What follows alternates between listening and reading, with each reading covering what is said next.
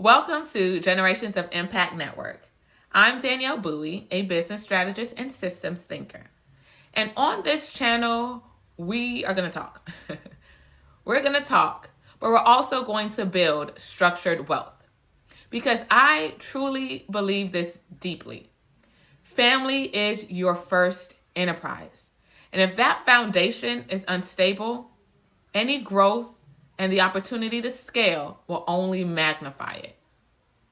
Now, let's talk about what that actually means.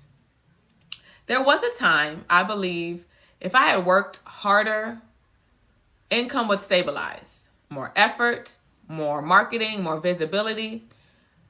But effort without structure leads only to volatility. And volatility affects leadership. When your numbers fluctuate unpredictably, decision-making shifts. You become more reactive instead of strategic. And if you're honest with yourself, as I was, your household feels that before any clients do. I remember looking at revenue one month and feeling encouraged. The next month, I felt it was a little tight. Nothing catastrophic, just inconsistent.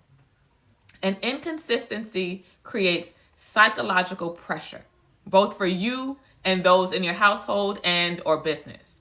You start making short-term decisions, you delay investments, you overextend yourself, and you hesitate. Now, here what was super humbling for me. As someone who designs operational systems professionally, I understand how instability shows up in organizations. In corporations, instability shows up as burnout, turnover, conflict between employees, revenues swinging. And then it hit me. In households, instability shows up the same exact way. Tension, short patience, emotional fatigue, and unspoken pressure. Same root problem. Lack of structure. Not lack of ambition, not lack of intelligence, but structure. And that realization changed everything for me. I began to realize that structure was the culprit. The breakthrough wasn't making more money. The breakthrough was institutionalizing discipline. That helped me rebuild my business the same way I rebuild in organizations, around 4 anchors. Let me walk you through those clearly. The first one, financial allocation discipline. Not just earning money, but allocating the money, putting the money and giving the money a job. Define percentages, clear accounts, non-negotiables for your reserves. Because when allocation is automated, emotion is removed from the spending decisions. Number 2, weekly executive review. Every week, I review revenue, pipeline, margins, and expenses, or also any upcoming obligations. There's no guesswork, no avoidance, because visibility creates stability. Number 3, leading indicator tracking. Most founders track where their revenue is coming from. That's a lagging indicator. I began to track lead volume, conversion rate, follow-up consistency. If leading indicators are healthy, then your revenue becomes more predictable. Number 4, documented workflows. If onboarding, delivery, and sales are not documented, the growth creates chaos. Documentation creates clarity, and clarity reduces reactive leadership. So when these 4 were in place, something powerful happened. Predictability began to increase. And when predictability increased, the unity strengthened. Not because we had more money, not because more revenue seemed to be coming in, but because there was clarity around the structure. What I began to understand so deeply, what most founders miss, is that wealth is not just about scaling income. It's about stabilizing leadership. When leadership is stable, decisions improve.